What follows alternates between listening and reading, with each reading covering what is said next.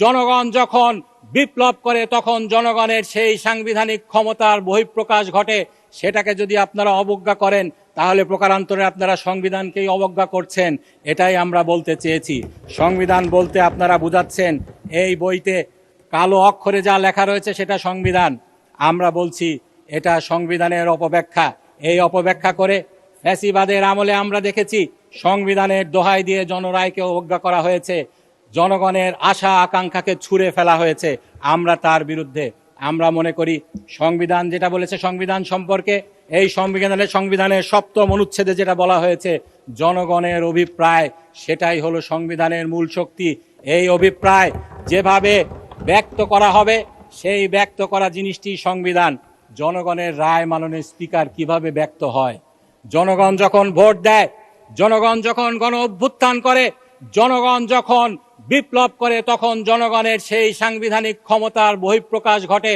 সেটাকে যদি আপনারা অবজ্ঞা করেন তাহলে প্রকারান্তরে আপনারা সংবিধানকেই অবজ্ঞা করছেন, এটাই আমরা বলতে চেয়েছি। জনগণ গণভোটে ৭০% ভোট দিয়েছে। তারা এই জুলাই জাতীয় সনদ বাস্তবায়ন আদেশকে মেনে নিয়েছে।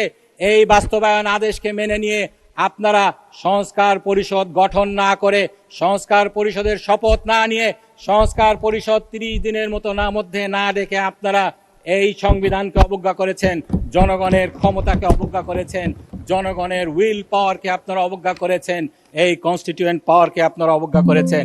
মাননীয় স্পিকার, সংবিধানের গুণ কীর্তন করতে যে পঞ্চম সংশোধনীর কথা এখানে টেনে আনা হয়েছিল, এখানে বলা হয়েছিল, আমি কোট করছি ভার্বাটিম, এই সংবিধানে এমন সংশোধনী আছে যেটা পৃথিবীর ইতিহাসে বিরল। সামরিক শাসনের মধ্য দিয়ে গণতন্ত্রের দ্বার উন্মোচন করে দেয়া হয়। এটার একমাত্র উদাহরণ বাংলাদেশ। শহীদ রাষ্ট্রপতি জিয়াউর রহমান এটা করেছিলেন। মাননীয় স্পিকার, খুবই সত্য কথা।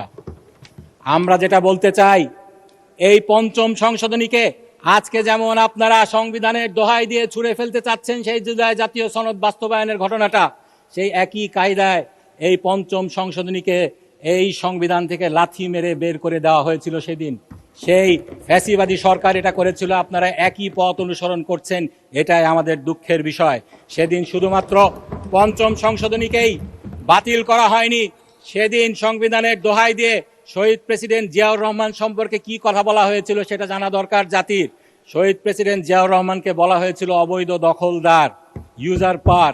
আমি কোট করছি মাননীয় স্পিকার, সেই জাজমেন্টে কি বলা হয়েছিল? The high court division having found Khondaker Mostaq Ahmad, justice S M Sayem and general Ziaur Rahman as usurpers. এটার মানে হলো হাইকোর্ট পেয়েছে, যেটা তারা সাব্যস্ত করেছে, Khondaker Mostaq Ahmad, justice S M Sayem এবং জেনারেল জিয়াউর রহমান হলো অবৈধ দখলদার। সংবিধানের আজকে আপনারা যেরকম দোহাই দিচ্ছেন, সংবিধানের এই লিটারাল মিনিংকে, এই সংকীর্ণ মিনিংকে আপনারা উপরে তুলে ধরছেন, এটাকে যদি মেনে নিতে হয়, পঞ্চম সংশোধনী বাতিল রায়ের মাধ্যমে জিয়াউর রহমান অবৈধ ক্ষমতার দখলদার হন।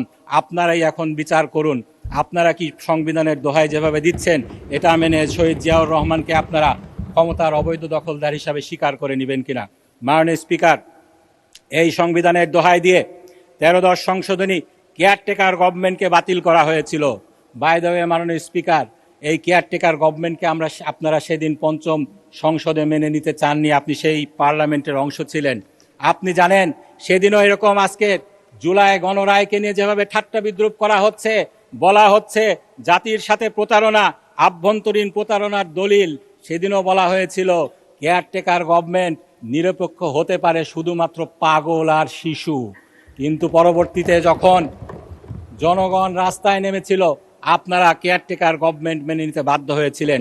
সেই কেয়ারটেকার গভর্নমেন্টকে সংবিধানের দোহাই দিয়ে এই স্বৈরাচারকে, এই ফ্যাসিবাদকে এই দেশে প্রতিষ্ঠা করার জন্য সেই কেয়ারটেকার গভর্নমেন্ট সিস্টেমকে বাতিল করা হয়েছিল। মাননীয় স্পিকার, সেই 13-10 সংশোধনীর রায়ের মামলায় আমরা দেখেছি সেখানে রায়ে যেটা বলা হয়েছে, জনগণের হাতে ক্ষমতা রয়েছে, তারা যখন যেভাবে চায় সেভাবে তাদের কনস্টিটিউয়েন্ট পাওয়ারকে তারা ইউজ করতে পারে। মাননীয় স্পিকার, আমাদের সম্মানিত আইনমন্ত্রী